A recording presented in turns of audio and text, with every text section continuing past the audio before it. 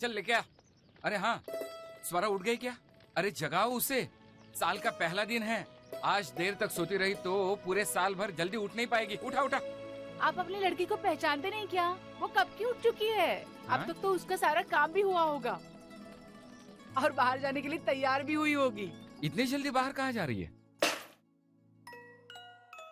आई, रंगोली हो गई क्या तेरी? हाँ हाँ हो गई, आती हूँ।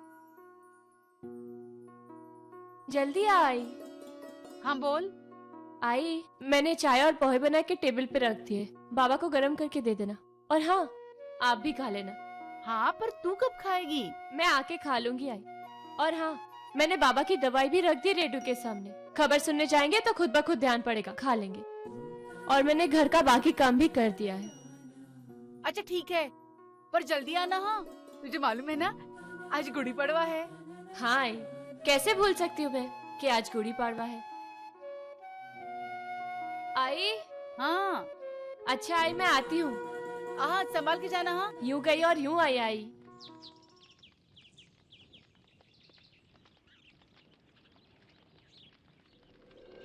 बाबा, कम से कम ये साल तो इस आदत को छोड़ दीजिए। जानता हूँ बेटी, लेकिन ये लत ही ऐसी है, जितना छोड़ना चाहो छूटती नहीं। पर मेरे अच्छे बाबा को ये शोभा भी तो नहीं देती। जाइए, जाके नहा लीजिए, मैं अभी आती हूँ।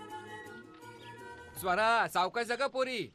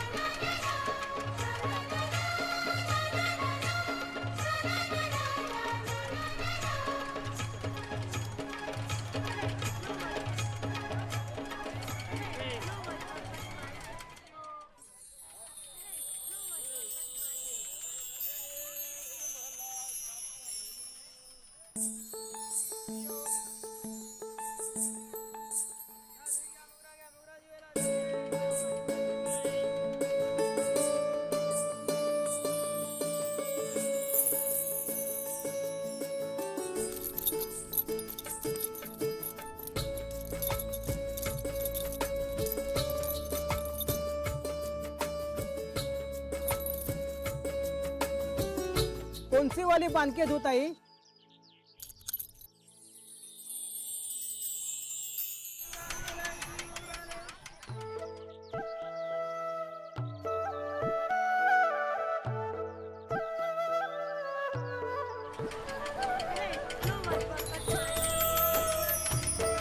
देखा स्वरा, अब तो सूरज भी जलने लगा है तुझसे।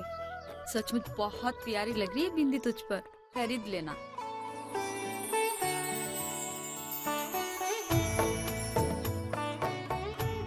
अगस्वरा है कहाँ है? कुछ लेना भी है या ऐसे देख देख कर ही जाना है?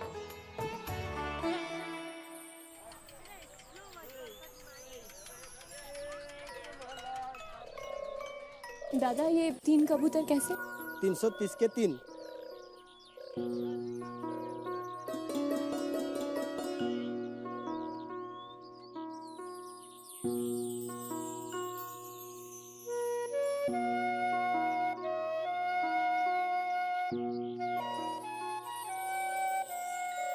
पता है, आज गुड़ी पाड़वा है और आज के दिन एक नया पर्व शुरू होता है। तुम्हारी जिंदगी में भी आज एक नया पर्व शुरू हो रहा है, आजादी का पर्व। जाओ, उड़ जाओ इस आकाश में, बना लो अपना नया बसेरा, ढूंढ लो अपनी नई जहां।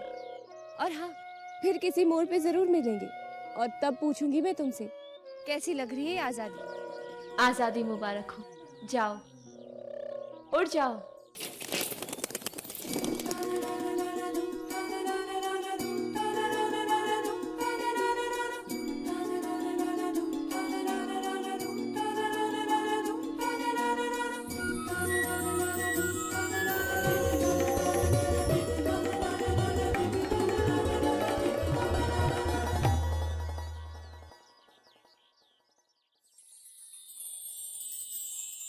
हाँ चला, गुढी उभारून झाली, तोरण बांधून झालं. अब तुम पूजा की तैयारी कर लो. मैं रसोई से होकर आता हूँ. जानती हो ना, मेरी बच्ची के लिए मैंने शीरा बनाया है.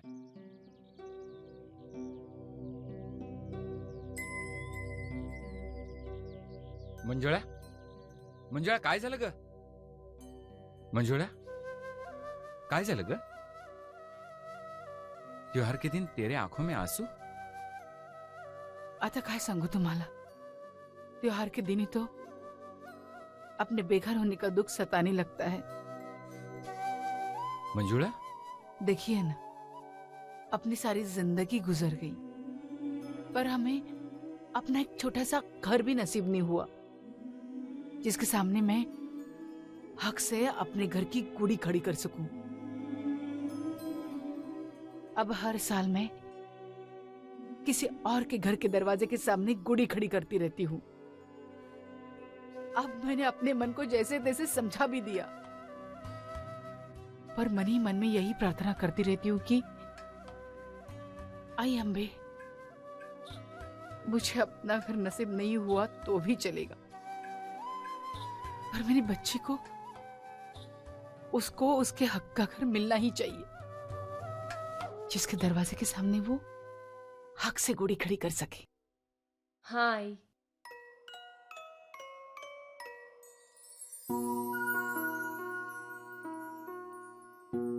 स्वरा, तू देखना, एक दिन ऐसा जरूर आएगा, और ना सिर्फ मेरी जिंदगी में बल्कि हम सबकी जिंदगी में आएगा. तू ही तो कहती है ना आई कि ईश्वर जब देर से देता है तो वो दोनों हाथ भर कर देता है. तो तू देखना, देर से ही भले, लेकिन ईश्वर हमें हमारे हक का घर जरूर देंगे. और फिर तुझे भरोसा है ना महालक्ष्मी पर, वो कभी हमारे साथ कुछ बुरा होने ही नहीं देंगी. चलो भाई, बैठो बैठो, शीरा ले लो. चलो बैठो बैठो, पहले बैठो, चलो. और मंजुळा सुनो, अपनी बेटी की बातों से तसल्ली हो गई हो तो अपने आंसू पहले पोंछ लो और ये शीरा खा लो. स्वरा, ये आज मैंने अपने हाथों से बनाया है तेरे लिए. सच्ची? हाँ.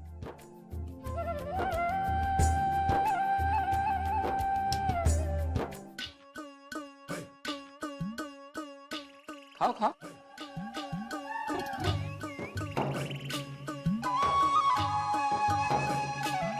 कैसा है?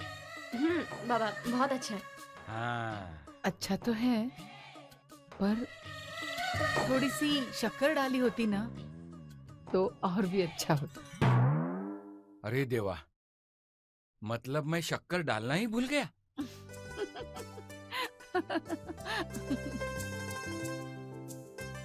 स्वरा, हाँ बोल, क्या हुआ? हे काय, तू अभी तक यही उलझी है? सुन ना, वहाँ मेले में बैलों की दौड़ शुरू हो गई होगी. अरे हाँ, मैं तो भूल ही गई थी. रुक, मैं अभी आई को बता के आती. अरे कहाँ जा रही है? आई, वो मेले में ना बैलों की दौड़ शुरू हो गई. आई मैं जाऊँ? अच्छा जाना, पर वहाँ तो बहुत गर्दी होगी ना, तो जरा संभाल के जाना. हाँ, काकू तुम्हें अजिबात काळजी करू नका. आई तू भी चल हमारे साथ. नहीं बाबा, मुझे दौड़ वगैरह बिल्कुल पसंद नहीं है, और वैसे भी नतीजे सबको ही मालूम है. कहीं से भी कितनी भी अच्छी गाड़ी आए, जीतेगी किसकी गाड़ी? अन्ना साहेब देशमुख की ही ना. सदानंद राजे उर्फ अन्ना साहेब देशमुख हमारे राज्य के महसूल मंत्री. अन्ना साहेब वो हस्ती है जिनका करिश्मा पिछले 20 सालों से महाराष्ट्र के राजनीति पर छाया हुआ है. राजनीति से लेके शिक्षा तक हर क्षेत्र में उन्होंने अपनी छाप छोड़ी है. आज गुड़ी पाड़वा की शुभ अवसर पर हम यहाँ कोल्हापुर उनके घर पर आए हैं. ये हवेली जो अन्ना साहेब के कृतित्व का साक्षी है, इसमें रहता है उनका सुखी परिवार. आइए उनसे एक मुलाकात करते हैं. आइए, जैसा कि आप देख रहे हैं, काफी चहल पहल है, त्योहार का माहौल है. अन्ना साहेब देशमुख के घर पर गुड़ी पड़वा का उत्सव पूरी निष्ठा और परंपरा के साथ मनाया जा रहा है. यहाँ पर काफी सारे जाने पहचाने चेहरे नजर आएंगे आपको. आइए उनसे मिलते हैं.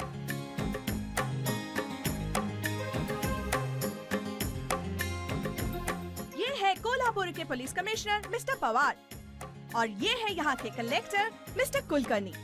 आप दोनों को हमारे चैनल की ओर से गुड़ी पड़वा की बहुत बहुत शुभकामनाएं. आपको भी. आप दोनों हमारे दर्शकों को अन्ना साहिब के बारे में कुछ कहना चाहेंगे? उनके बारे में क्या कहें, बस नाम ही काफी. बिल्कुल। ओके। संस्थानों के खालसा होने के बाद भी जिन लोगों का रुतबा और राजपाट कायम है, अन्ना साहब उनमें से एक हैं और कोल्हापुर की जनता तो उन्हें भगवान मानती है। लीजिए, मुंह मीठा कीजिए। आइए अब आपको मिलाते हैं नंदिनी राजे देशमुख से।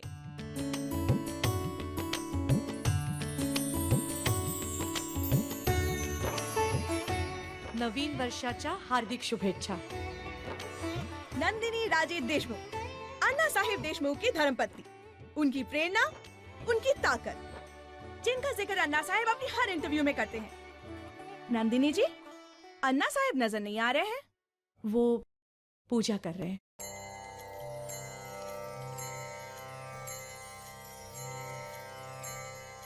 आदिपूज्यं गणाध्यक्षम् उमापुत्रं विनायकं मङ्गलं परमं रूपं श्रीगणेशं नमाम्यहम्।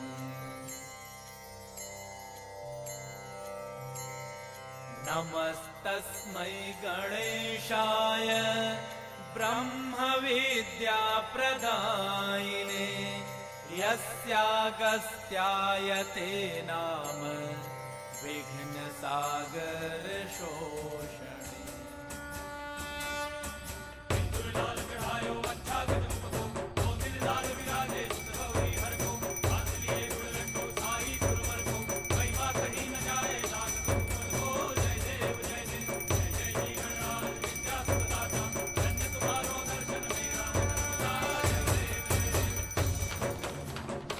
जगदम जगदम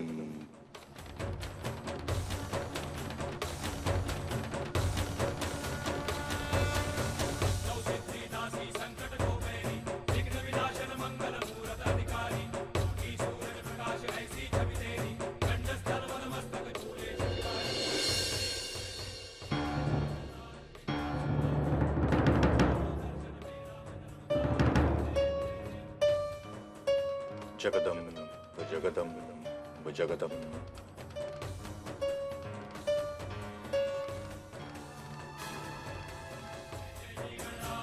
जगदम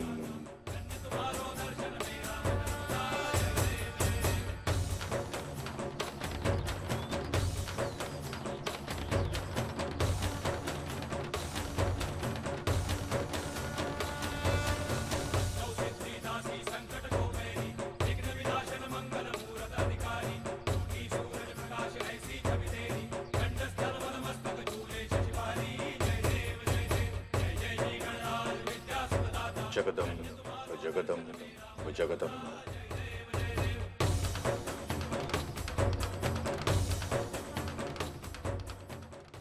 बस, थँक यू। बाकी सगळ्यांचं चहा पाण्याचं बघ। जगदंब जगदंब जगदंब। नमस्कार नमस्कार नमस्कार। घ्या। माफ करा बरं का आम्हाला, आप लोगों को इंतजार करना पड़ा। कोई बात नहीं अन्ना साहब, और नए साल की आपको बहुत बहुत शुभकामनाएं। आपको भी।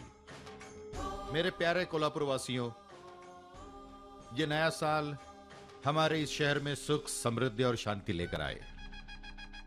आई महालक्ष्मी का आशीर्वाद हम सबके सर पर बना रहे। सेवा करने की चाहत हम सभी रखते हैं, बस आई इस चाहत को कामयाबी में बदल दे। अरे आप लोग खड़े क्यों हैं? बैठिए ना। नंदिनी, इनके चाय नाश्ते के लिए। सब कुछ हो चुका है अन्ना साहब।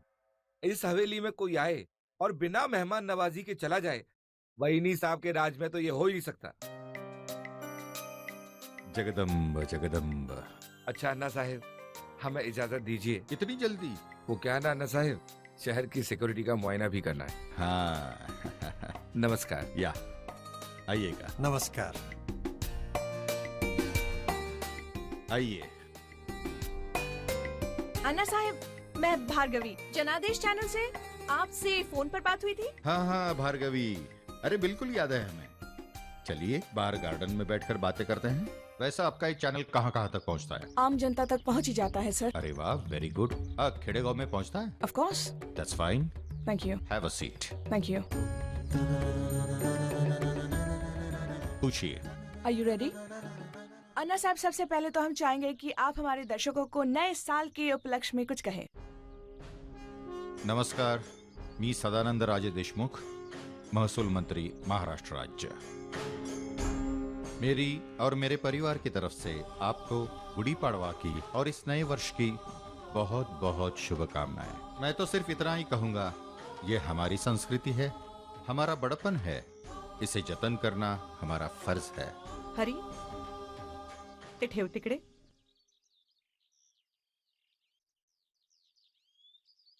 आणि जा। या बसा।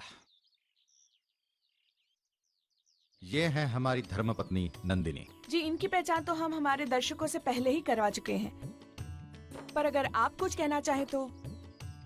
बस ये हैं, इसलिए हम हैं, इसलिए आज आप हमारा इंटरव्यू ले रही हैं। ये ना होती तो एक छोटे से गांव में जन्मे हुए सदानंद का यहाँ तक का सफर लगभग नामुमकिन था। इसलिए हम उन्हें होम मिनिस्टर कहते हैं। आई नमस्कार करतो। नवीन वर्षाच्या खूप खूप शुभेच्छा बाळा। बाबा सुखी रहा। आई मैं आता हूँ। हो। अगर मैं गलत नहीं हूँ तो आप अन्ना साहेब के मजले बेटे आयुष है ना? जी, आप बिल्कुल भी गलत नहीं। Hope you don't mind me asking this, आप कहाँ जा रहे हैं? बस ट्यूशन लेने। ट्यूशन? आई सी, शायद आप जानती नहीं हैं, मैं अन्ना साहब का बेटा जरूर हूँ, लेकिन उनकी इस राजनीति से कोसों दूर। पर फिर भी आज तो पाड़वा है ना, आज भी आप काम करेंगे? हाँ, बल्कि नए साल की शुरुआत अगर विद्या दान से की जाए तो इससे अच्छी और चीज ही क्या हो सकती? Very interesting. आई मैं आता हूँ। चाय पियेंगे आप? No no, I am all right, thank you. बाबा सुखी रहा। आई सौभाग्यवती भव। बाबा, तुम्हें इतने आहत हो और मैं सारी हवेली ढूंढ ढूंढ के आपको थक गई। आपने सुबह की दवाई खाई? नहीं ना? देखा आई साहब, बाबा हमेशा ऐसा ही करते हैं। मेरी जरा नजर इधर उधर क्या हुई, आपने लापरवाही शुरू कर दी। बाबा ये लीजिए। एक मिनट, ये हमारी बड़ी बहू है रागिणी। नहीं नहीं, मैं तो सिर्फ नाम की बहू हूँ। बाबा ने तो मुझे बेटी की तरह रखा है। घर तो घर, बिजनेस, पार्टी, सब जगह मुझे इतना मान सम्मान मिलता है कि मैं आपको क्या बताऊं। अगुवाई, कुछ काम याद आ गया है। आप लोग बैठिए, मैं अभी आई। आई पापा, मी येते। ये अन्ना साहेब, आपका तीसरा बेटा अक्षर और उनकी पत्नी नजर नहीं आ रहे हैं।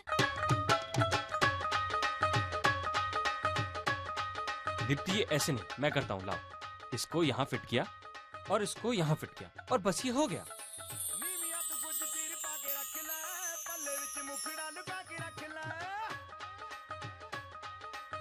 हाँ, ये अच्छा लग रहा है। लेकिन अकी, ये सब करना जरूरी है क्या? तुम अगर ये सब करोगी ना तो घर वालों को अच्छा लगेगा, और खास करके मुझे। तो क्या तुम मेरे लिए इतना भी नहीं कर सकती? बस यही कह कहकर न जाने क्या क्या करवाते रहते हो तुम मुझसे। लेकिन एक बात बताओ तो मुझे, ये जो दीप्ति, भाऊजी, मैं वो देख।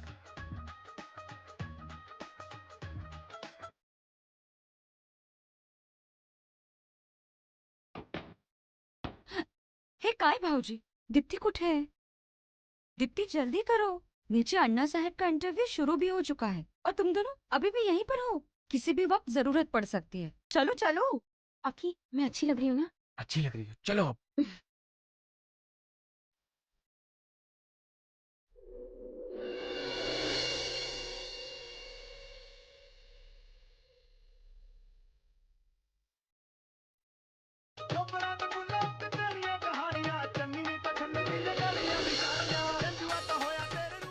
तो ये थे अक्षर और दीप्ति। अब हम मिलेंगे अन्ना साहब के सबसे बड़े बेटे आदित्य राजे देशमुख से। आदित्य राजे वो हैं जिन्हें अन्ना साहेब देशमुख का राजनीतिक उत्तराधिकारी माना जाता है। छोटे से उम्र में उन्होंने वो करिश्मा कर दिखाया कि आज हर नेता के जुबान पे बस उन्हीं का नाम है।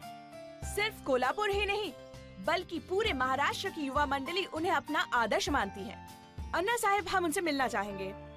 फिर तो आपको इचलकरंजी के मेले में जाना होगा। इसका मतलब ये कि कोल्हापुर के आसपास कोई बैलगाड़ी की दौड़ हो और आदित्य जी घर पर मिल जाए, ये तो बिल्कुल नामुमकिन है।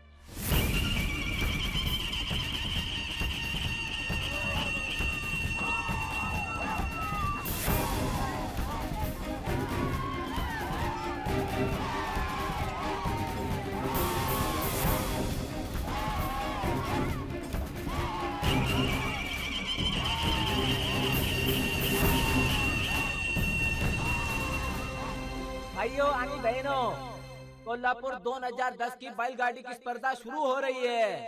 1 नंबर पे सुनील गडकरी की बैलगाड़ी खड़ी है, 2 नंबर पे मुबारक महफूज की बैलगाड़ी खड़ी है, 3 नंबर पे आदित्य राज देशमुख की बैलगाड़ी खड़ी है।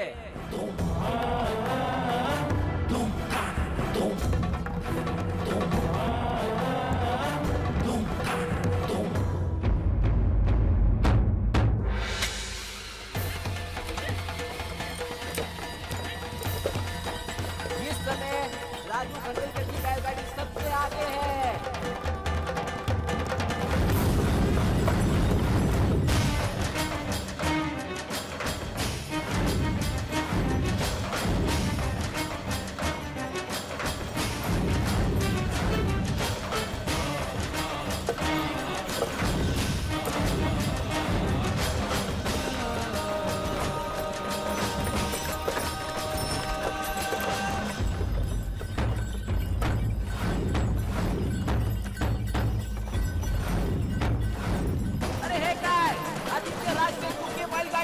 राजू खंडेलकर की बैलगाड़ी को पीछे छोड़ते हुए 1 नंबर पे आ गई है।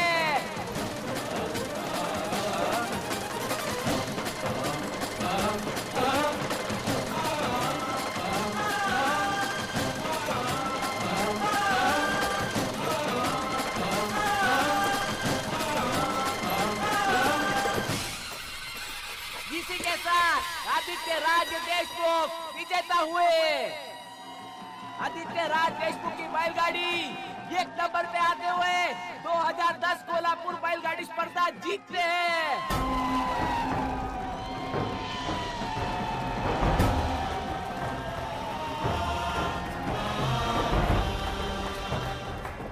कोल्हापुर 2010 बैलगाड़ी स्पर्धा के विजेता आदित्य राज देशमुख को माननीय खंडेलकर साहब के हस्तक प्रथम क्रमांक की बख्शीश दी जाती है।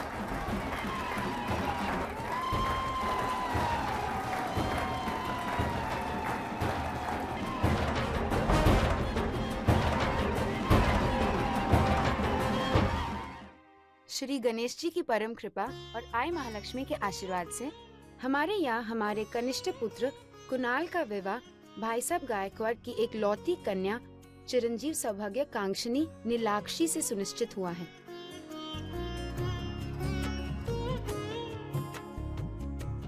चलो अच्छा है, मोहित साहब के सबसे छोटे बेटे की भी शादी हो रही है।